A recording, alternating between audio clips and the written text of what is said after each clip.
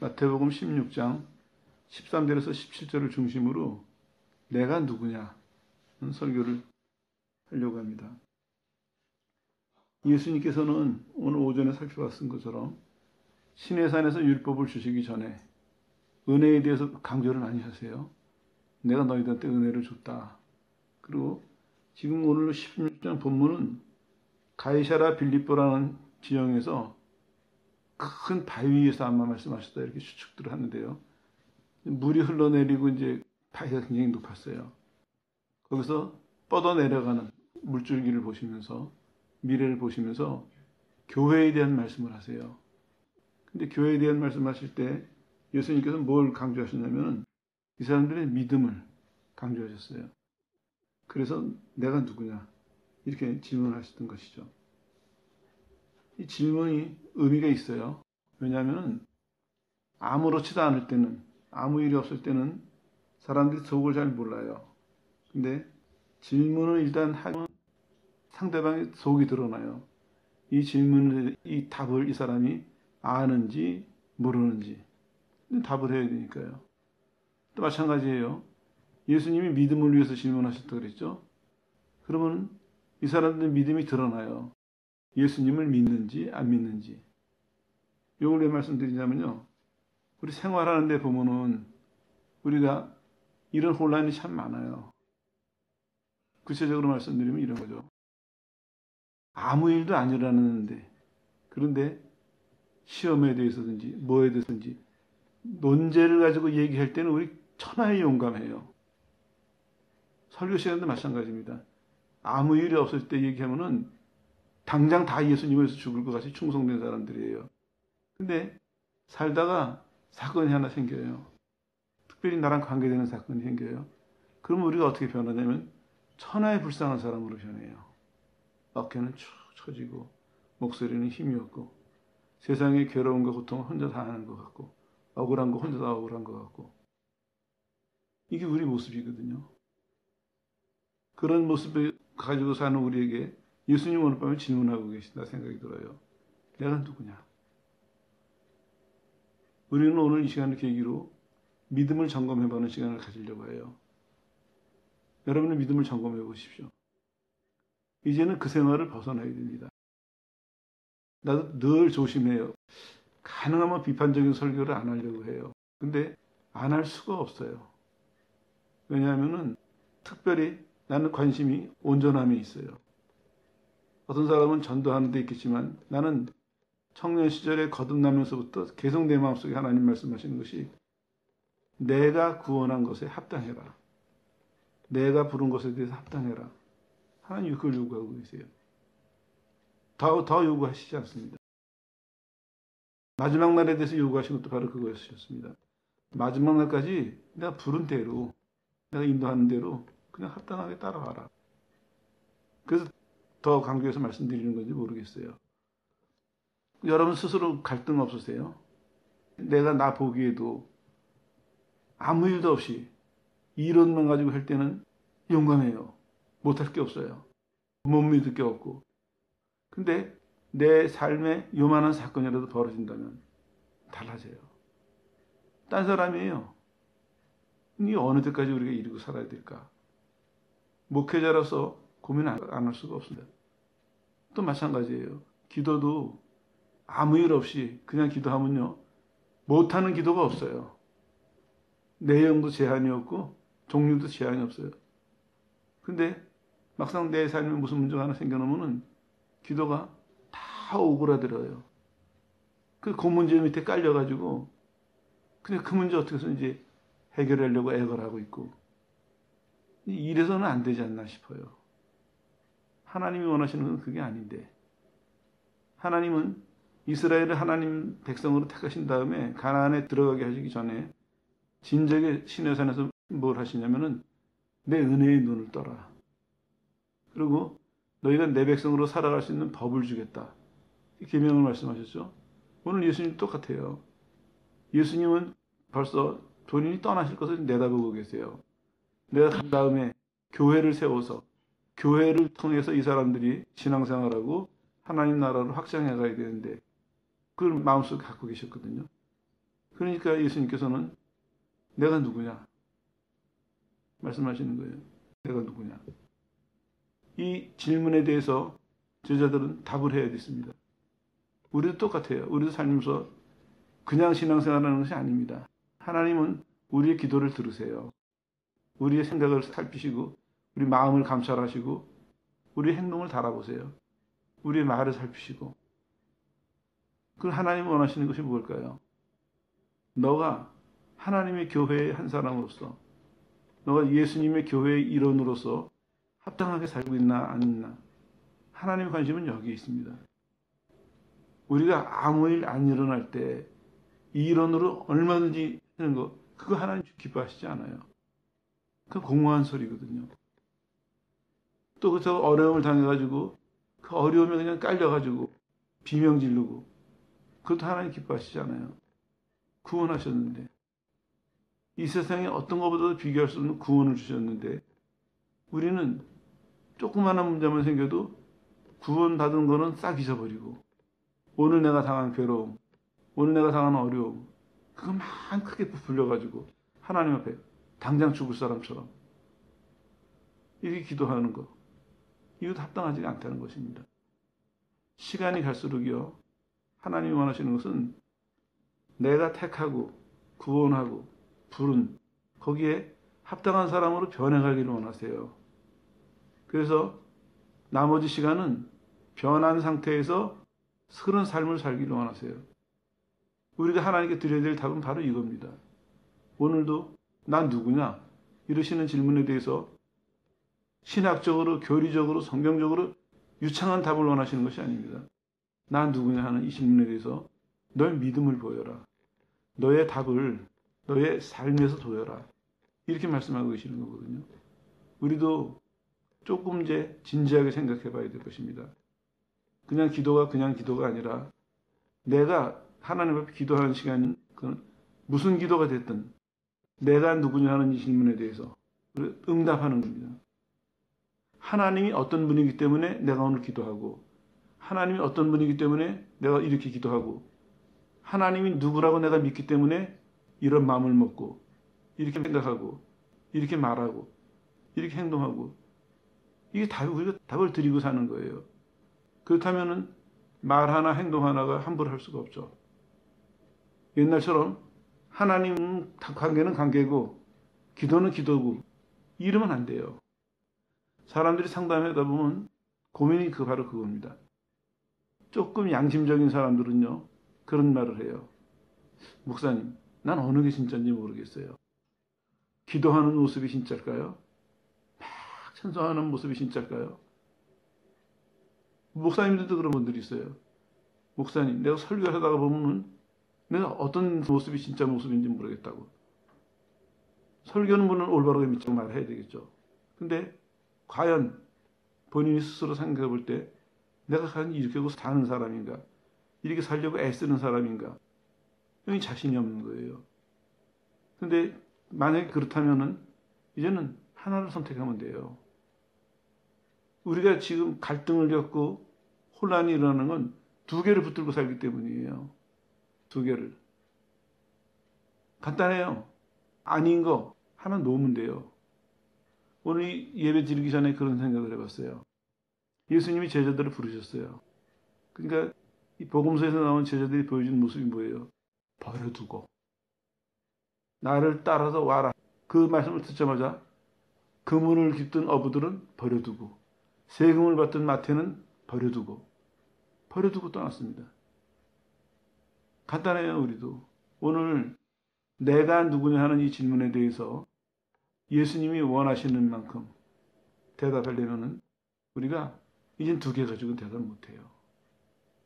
사는 건 이렇게 살고 대답은 이거로 하고 이론은 이거고 생활은 이거고 이제 이거 더 끌고 가서는 안 됩니다. 결단해야 돼요.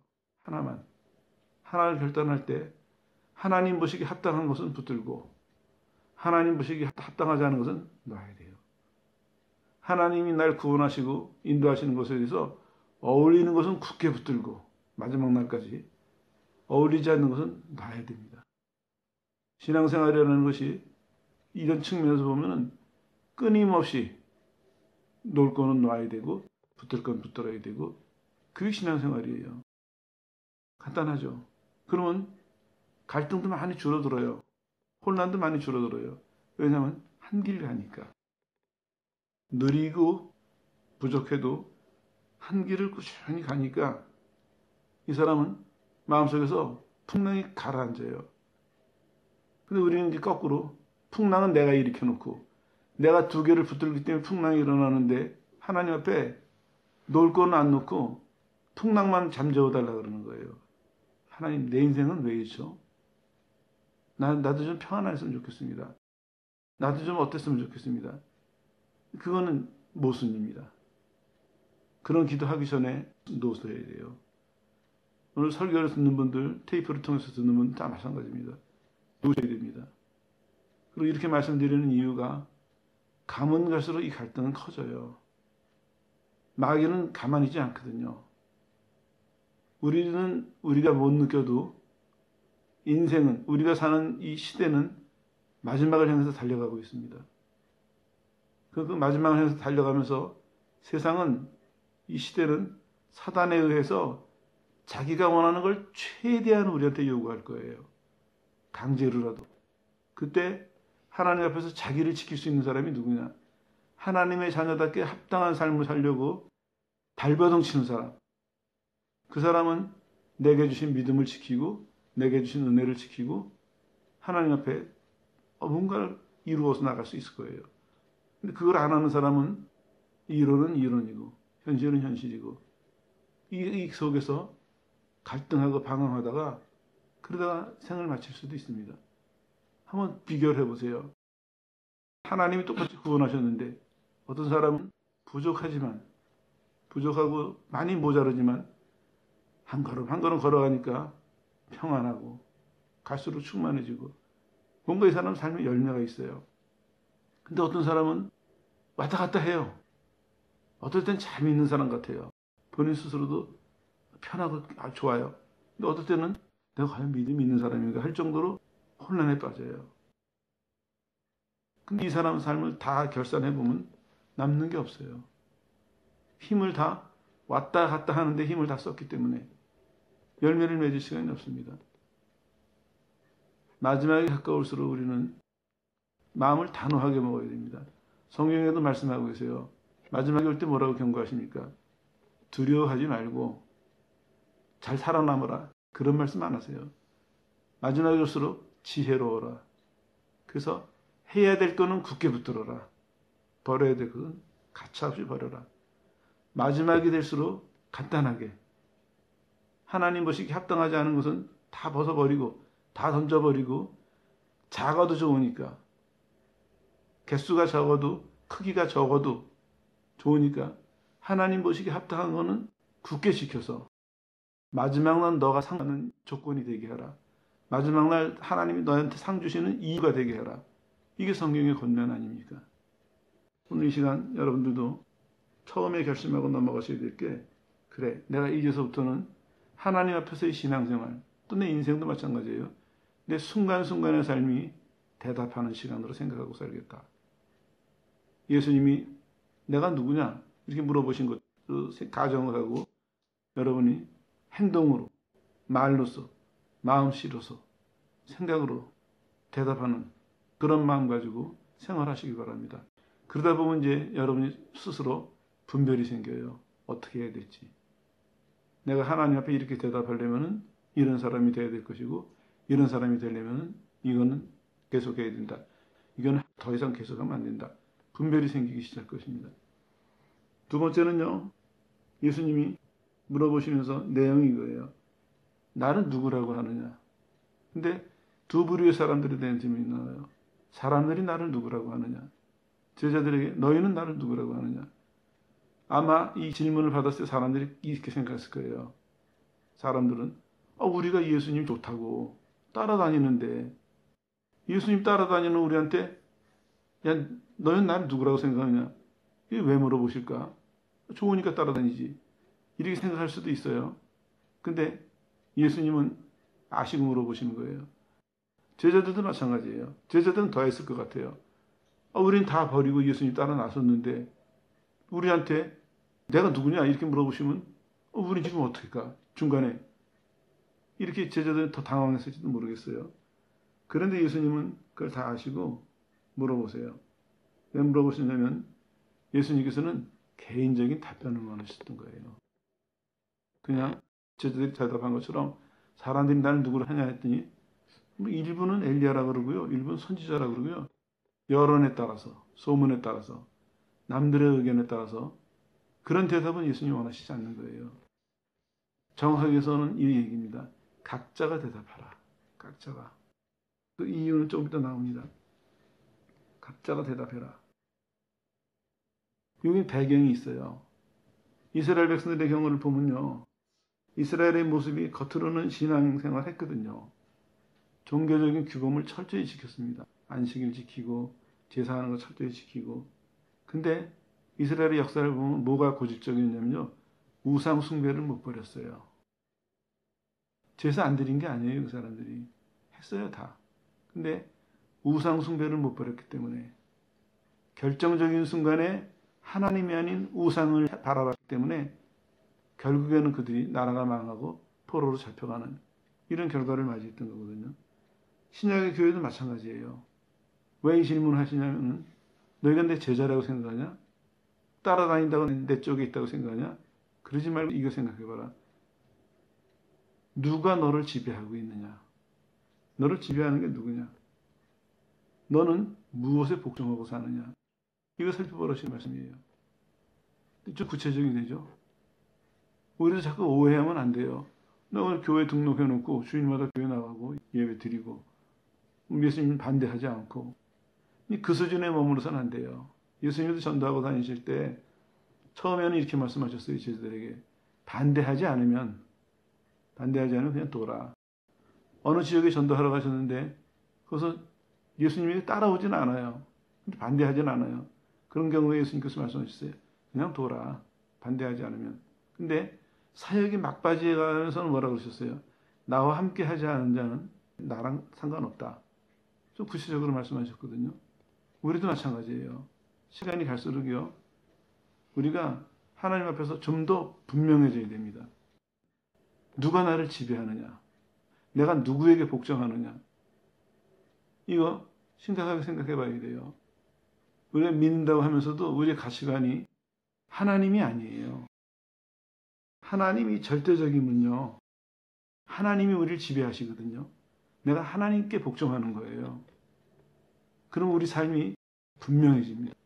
다들 유명해지지는 않더라도 중요한 거는 각자의 삶이 분명해집니다. 어떤 일이 하나 발생했을 때 각자의 태도가 분명해요. 말하는 게 분명하고 행동하는 게 분명하고 결과도 분명하겠죠. 근데 우리는 지금 어떻습니까? 이 사람들하고 별반 다를 거 없습니다. 여론에, 소문에, 분위기에. 요새 또 트렌드라서 말 많이 쓰더라고요.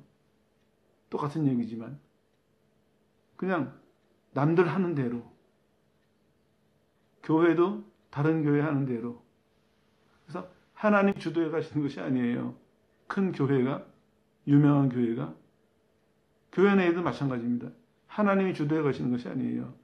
어떤 모양으로든지 힘 있는 사람이 어떤 모양이든지 영향력 있는 사람이 주도해 나가요. 우리는 하나님의 거예요. 예수님이 피로 우리를 사셨거든요. 우린 거기에 복종해야 되고 거기 지배를 받아야 돼요. 다른 길은 틀린 길이에요. 예수님은 피값으로 우리를 사셨는데 우리는 우리 가치도 모르고 여론에 굴복하고 소문에 떨고 분위기에 휩쓸려 다니고 그러고 살아요. 소신이 없어요. 소신이라고 하면 세상적인 말이니까 성경적으로 해야 되겠죠. 믿음이 없어요. 믿는 사람들은요. 세상하고 원수대라는 말은 아니에요. 그렇지만 근본적으로 세상의 정의는 뭡니까? 하나님과 다른 체계거든요. 우리가 세상을 부정하진 않아요. 그러나 세상하고 동조할 수는 없거든요. 하나님이 다스리는 것과 다른 체계에 있습니다. 근데 그 세상에 대해서 아무런 경계심도 없어요. 아무런 대책도 안 세우고 살아요. 오히려 그 세상에 어울리려고, 그 세상에 어떻게 끼어보려고, 잘 지내보려고 우리는 우리 것을 양보하면서, 신앙을 양보하면서, 하나님의 말씀을 양보하면서, 하나님의 인도하심을 양보하면서 우리 타협하고 산다고요. 저 사람 신사라는 소리 들으려고, 저 사람 나쁘다는 소리 안 들으려고, 피해 안 보려고, 아니면 좋은 소리 들으려고. 우리는 거기다가 추파를 던지고 있습니다. 잘 지내자, 잘 지내자. 안 돼요. 세상하고 원수지라는 얘기는 아니지만 우린 우리 길을 가야 돼요. 우리가 우리의 길을 가야 우리가 세상을 구원할 수가 있습니다. 아니면 무엇으로 우리가 구원하겠습니까? 구원은 여기에 있는데, 구원은 우리에게 있는데, 우리가 구원의 길을 알고 있는데 우리가 이 길을 포기하고 이 길을 중단하고 세상 사람들, 세상의 길을 우리가 기웃거린다면 어디 구원이, 누가 구원에 이룰 수 있겠습니까? 그래서 예수님께서 우리에게 말씀하고 계세요. 너의 역사를 봐라. 이 사람도 유대인이죠. 그런 게 포함되어 있다고 생각해 보세요. 이 질문 속에. 너의 역사에서 너희가 종교생활 안 했냐? 아니라 했어. 문제는 우상숭배. 그거 안 버렸잖아. 신약에서도 마찬가지예요. 그리고 현실에서도 마찬가지입니다. 여기 이제 한 가지 여러분들이 꼭 분별하고 넘어가야 될 것이 있어요. 성경을 봐요, 다. 근데 어떤 사람은 믿음이 생기고 어떤 사람은 믿음이 안 생겨요. 그건 왜 그럴까요? 믿음은요, 하나님과의 관계에서 생기는 거예요. 믿음은. 그러니까 어떤 사람은 성경을 보면서 성경을 보는 행동, 성경을 보겠다는 마음, 성경의 내용, 이런 것을 통해서 하나님하고 연결이 돼요. 그래서 하나님이 이 사람에게 영향을 주세요. 믿음도 주시고 지혜도 주시고 용기도 주셔서 따라오게 하시거든요. 어떤 사람은 봐요. 보는데 객관적인 지식으로 보는 거예요. 이걸요. 내용을 이해해요. 이성으로. 근데 거기는 뭐가 빠졌냐면은 인간이 갖고 있는 객관성밖에 없어요. 말이니까 이해하죠. 아, 이랬구나, 이랬구나, 이랬구나. 얼마든지 설명할 수 있어요. 오늘 이 마태복음 16장을 가지고서도 얼마든지 설명할 수가 있습니다. 근데 뭐가 문제냐면 믿음이 없어요. 그 말씀을 듣고 구원받는 사람이 없고 그 말씀을 듣고 믿음이 자라나는 사람이 없어요. 그건 문제가 있는 거거든요. 오늘날 교회가 여기에 지금 단 눈이 멀어 있어요. 성경은 마법의 책이 아니에요. 읽는다고 믿음이 생기는 게 아니에요. 하나님은 성경이라는 매개체를 통해서 하나님이 자기를 계시하세요. 오늘 여기서도 보세요. 베드로가 똑바로 대답하죠. 주는 그리스도시며 살아계신 하나님의 아들입니다. 예수님 뭐라고 하세요? 잘했다. 맞다. 성령이 너에게 알게 하신 거다. 이게 답이에요.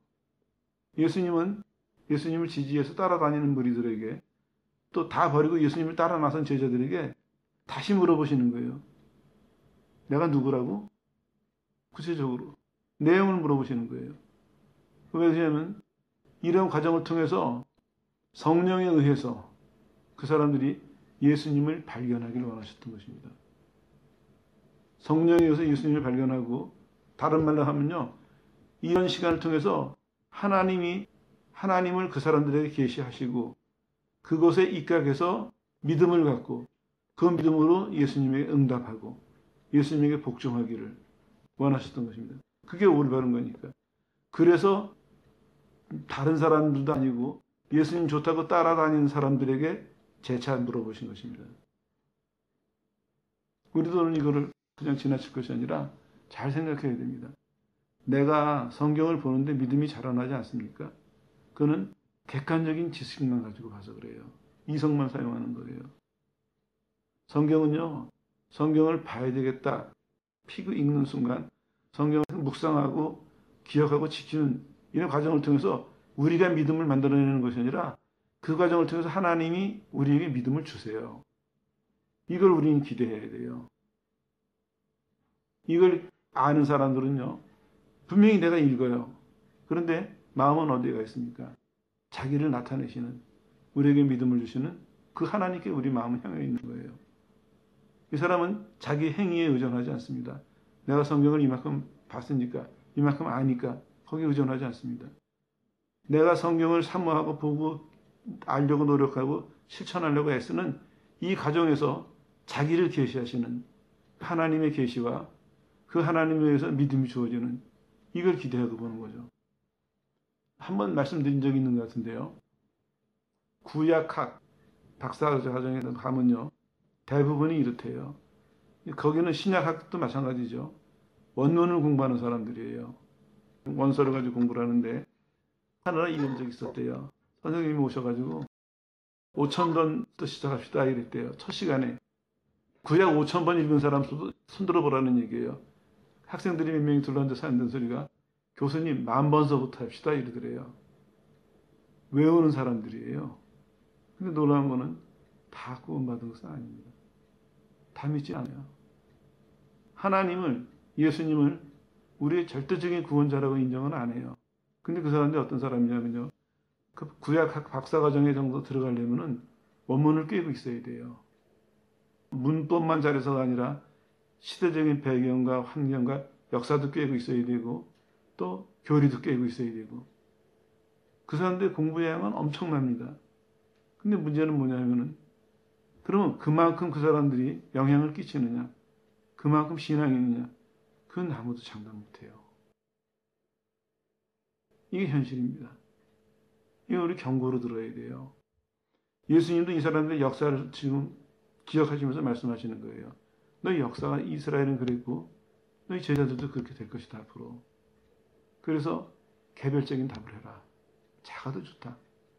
작아도 좋은데 하나님이 너희들의 눈을 열어줘서 너희들의 마음을 열어줘서 내가 누군지 알려주시는 내가 누군지 믿게 하시는 그 대답 그걸 찾아라. 그걸 찾고 그 대답대로 믿고 살려고 노력해라. 이게 예수님이 원하셨던 것이거든요.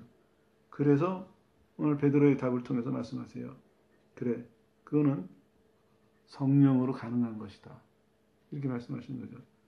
세 번째로 이제 질문하시는 이유를 살펴보면 이렇습니다. 개인적인 생각인데요. 첫 번째로는 스스로 자각하라 하는 의미인 것 같아요. 예수님 지금 좋다고 같이 따라다니고 있어요. 같이 다녀요. 남북인 다 예수님 한 편인 것 같아요. 그 중에 하나 아니었죠. 가룟 유다처럼. 또 중간에 돌아간 사람들도 많이 있어요. 오병이어 기적 다음에 돌아갔고 안식일 때문에 핍박받으니까 돌아가고 많이 돌아간다고요. 예수님께서 제자들에게 말씀하세요. 스스로 자각해라. 오늘 우리들에게 같이 말씀하세요. 너희가 나한테 기도하고 찬송하고 다른 사람과 대화하고 생활하면서 너희들의 그 고백과 찬송과 간증과 행동과 말과 이런 걸 다 통해서 자꾸 자기를 보라고 말씀하세요. 너희가 하나님을 의식하고 사느냐? 하나님이 너희들의 인생에 어떤 영향력을 끼치고 계시느냐? 만약에 영향을 끼친다면 그 열매는 무엇이냐? 자꾸 살펴보라는 얘기입니다. 우리도 마찬가지예요. 앞으로는 기도하실 때 그냥 기도니까 기도만 하시지 말고요. 여러분의 한마디 한마디 기도를 통해서 나를 봐야 됩니다. 조금만 우리 정신 차리면요. 믿음 금방 좋아질 수 있어요. 예를 들면 이런 거죠. 내가 하나님 앞에 기도를 해요. 근데 어떤 사람은 자기의 삶은 상관없어요. 그리고 기도만 이어나가요. 기도만. 그러니까 사람 따로 기도 따로예요. 근데 어떤 사람은 자기가 기도해요. 기도 속에. 하나님 하고 기도하다가 양심이 찔리는 거 있으면 더 진도가 안 나가는 거예요. 찔리니까. 하나님 할게요 그러고 안 한 게 있거든요. 그러면 그 무시하고 막 기도할 수는 없거든요. 정말 마음으로 깨어서 있는 사람이라면은 그러면 하나님 제가 한다 그랬는데 못했습니다. 해결하고 넘어가야 되죠. 간단하게 설명하면 그래요. 어떤 사람은 전자처럼 자기가 말해놓고 안 지켰어요. 그런데도 급하니까 내가 말해서 못 지킨 건 잊어버려요. 그리고 뭐 필요하고 안 해주면 큰일 나고요. 뭐 해주시면 잘할게요. 기도 따로 사람 따로예요. 근데 어떤 사람은 기도하다 툭툭 걸려요. 이게 자기를 보는 사람이에요. 사람끼리도 그래요. 말하다 보면은 조금만 깨어있는 신자라면요. 말하다가 사람 말 실수할 수 있거든요. 얼마든지. 사실보다 좀 더 보태서 말할 수도 있고 화나서 말할 수도 있고 자기 어떤 유익을 위해서 거짓말할 수도 있고 그럴 수도 있어요. 근데 스스로 자각하는 사람은요, 자기를 보니까 걸려요. 더 말 안 해요. 더 말 못해요. 그러면서 어떻게 되겠습니까? 변해가기 시작하거든요. 속에서부터. 하나님이 살아계시니까, 하나님 앞에서 스스로 자기를 보면서 사니까 변할 수밖에 없는 것이죠. 누가 가르쳐주지 않아도 하나님과의 과외 수업을 통해 가지고 생각하는 게 달라지고요. 마음 먹는 게 달라지고, 이건 아무도 모르는 거예요. 그 사람 속에서 일어나는 일이에요. 근데 달라집니다. 왜냐? 이 사람은 지금 사람들이 보는 것보다 하나님이 나를 보시는 게 너무 생생하니까, 내가 하나님 앞에 살아간다는 것이 너무 생생하니까 중간에 멈칫 안 할 수가 없습니다. 그 하나님 앞에서 하나님이 내 모습을 보여주시는 것을, 깨닫게 하신 것을 무시하고 내 하고 싶은 대로 그렇게 할 수는 없거든요. 달라지는 것입니다. 그러면 이 사람이 속이 달라지면서 겉도 달라져요. 태도도 달라집니다. 말투도 달라집니다. 겉도 변화됩니다. 이런 얘기를 우리는 교회에서 겉만 가르친다면, 여러분, 우리가 믿는 사람이니까 이래야 됩니다. 아셨죠? 안 지키죠. 그 사람들이 지킬 마음도 없고 지킬 힘도 없어요. 그거는 껍데기 교육입니다. 마지막 날 주님 오셨을 때 너희는 쓸데없는 예배를 드렸고 쓸데없는 생활했다. 책망 들을 말씀이거든요. 그래서 예수님께서 오늘 말씀하시는 거예요. 내가 누구냐는 잘 이해하셔야 돼요. 같이 다닐 때는 분위기가 있으니까. 지금 다 예수님 좋다고 같이 다니는, 환영하는, 예수님을 동의하는 사람들 아니에요? 분위기 얼마나 좋았겠어요. 거기서 그렇게 들떠있지 말고 자각하라는 얘기입니다. 너를 봐라. 무더기가 아니라 너와 하나님과의 관계다. 그리고 너와 하나님과의 관계, 특히 너의 속을 봐라. 스스로 자각해봐라. 이런 말씀이에요. 오늘 이 말씀을 받아들이는 사람은요, 하나님이 살아계신 하나님이 될 것이고, 그 하나님이 살아계신 의식이 우리의 속을 바꿔놓고 우리의 삶을 바꿔놓고 분명히 바꿔놓게 될 것입니다. 그래서 자각하라고 예수님이 일부러 질문하신 겁니다.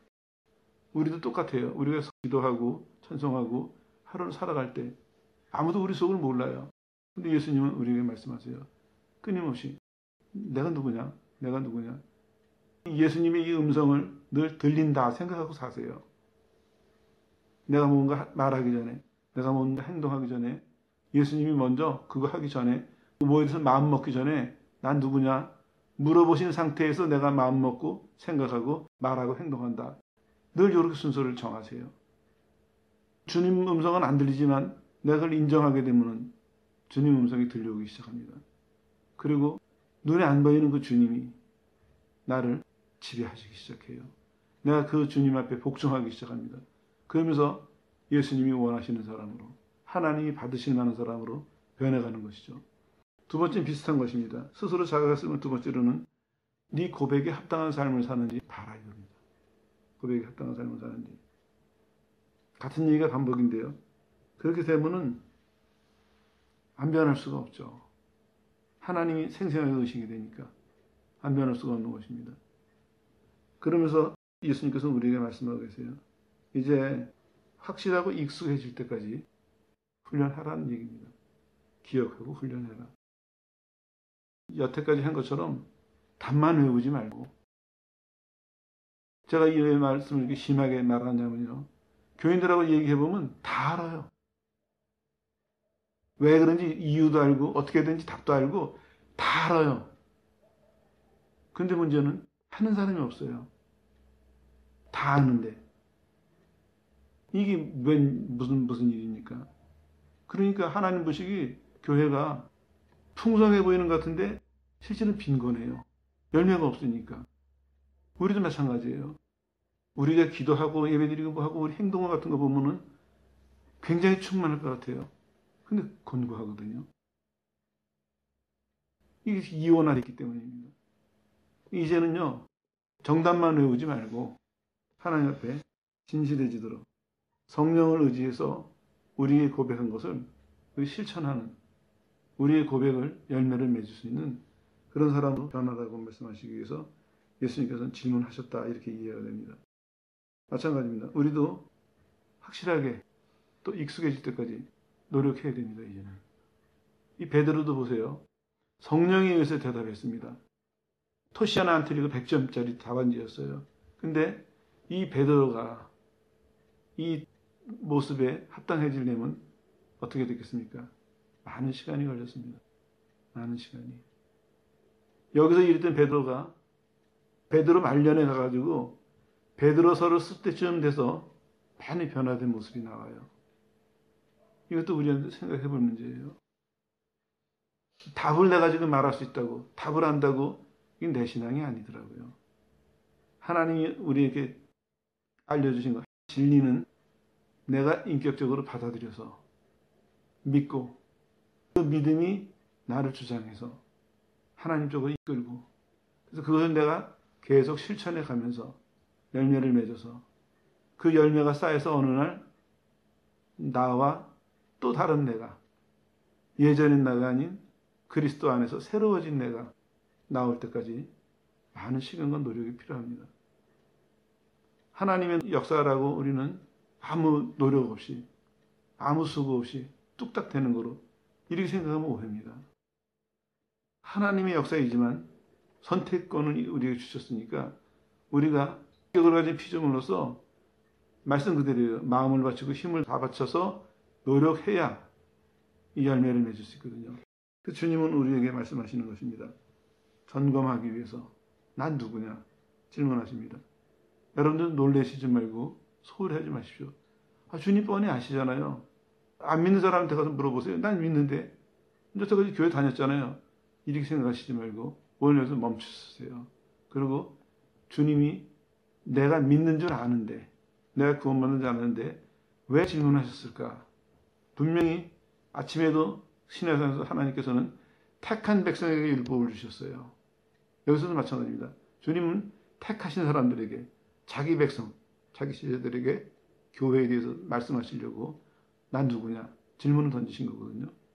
이 질문이 늘 우리 속에서 들려오고 늘 이 질문에 대해서 살아갈 때 우리는 교회를 지어가는 사람이 될 것입니다. 내 마음의 교회가 지어지고 내 삶의 교회가 지어지고 그것이 영적으로는 또 하나의 교회가 돼서 크게는 믿는 사람 모두가 참여하는 교회에 참여할 수 있게 되고 개인으로서는 하나님이 원하시는 믿는 사람다운 삶, 믿는 사람다운 열매를 맺는 그런 생활을 보장해 줄 수 있다. 성경은 말씀하고 있습니다. 오늘 바라기는 여러분 귀에, 여러분 마음에 이 음성이 들려오길 바랍니다. 난 누구냐? 그리고 여러분들은 그 말씀을 진지하게 받아들여서 늘 들려오는 것처럼, 늘 듣는 것처럼 의식하고 행동하셔서 예수님이 원하시는 것처럼 마음의 성전을 이루시고 여러분 삶의 성전을 이루셔서 마지막 날 계시록에 보면요. 예루살렘 성이 내려와요. 예수님 오시면은 그 예루살렘 성에서 우리가 잔치할 거거든요. 그때 여러분들도 준비된 예수님의 교회로서 그 삶을 가지고 그 열매를 가지고 기쁨으로 잔치에 참여할 수 있는 성도가 되시기를 예수의 이름으로 축원합니다.